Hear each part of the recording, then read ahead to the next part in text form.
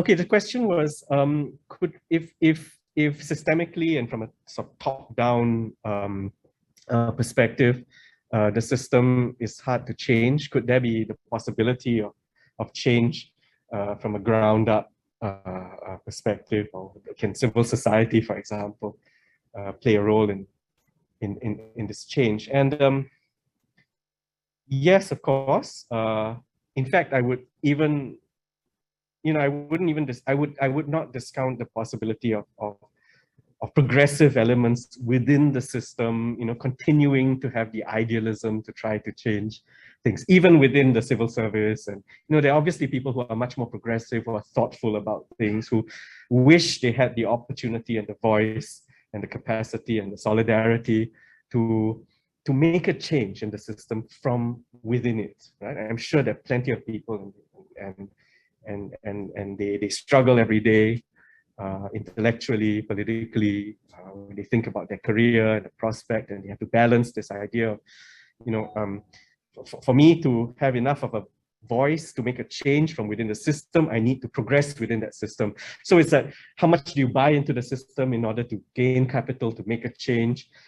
And in reality, many of them just get too tired out after a time, or the system that they try to do well in order to make a change from inside becomes them, right? So they start to embrace that system, and then they lose the incentive to change. So, but I will still say there are change makers and potential revolutionaries within the system. It's just that they struggle a great deal. What's the outside like? So civil society is obviously a very, very heterogeneous space. There are aspects of civil society, there are people in civil society who are defined by the state as bad civil society activists, right? These are the ones that, they pay a lot of attention to, and the ones they try to muzzle, the ones they try to control. And they have very little space in that sense, right? So they have the capacity, they certainly have the capacity, they've learned a whole repertoire of civil society activists, techniques and methods. There's a certain kind of compassion in that group. So they think about looking after one another, they think about solidarity, they think about, they are very aware of how easily you can burn out in civil society. You can fight for a cause, and then you realize that almost nobody's supporting you. You're alone out there, but you only have your comrades, right? So I think it's a very mature group of people. They are battle-hardened, they are intelligent, they are articulate, and that's probably why the state is so careful about them, right? So there's that space.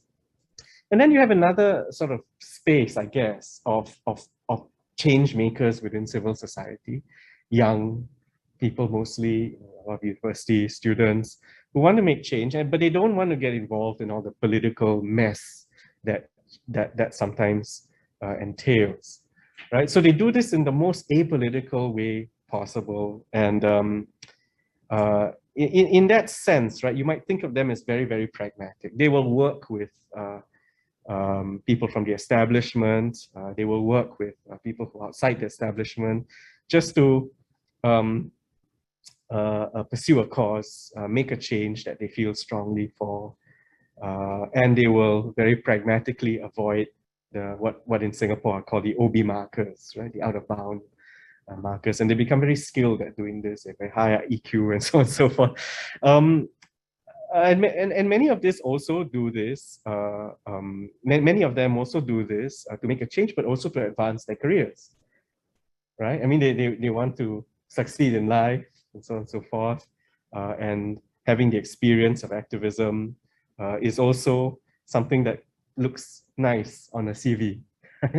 So in that sense, I guess your question is, can change happen on the ground? Well, there's parts of civil society that are very offensive to the state, and if change happens there, it's often a very grating kind of change.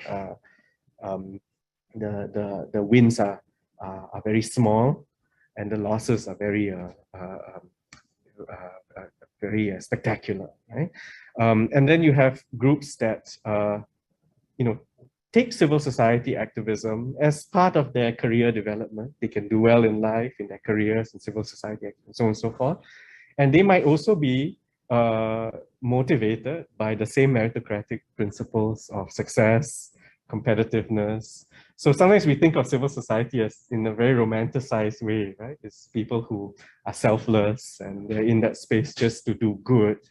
But of course, the reality is they're also competing in that space, and there are different groups that compete for prestige, recognition, success, and there are individuals within groups who compete amongst each other for position, for leadership.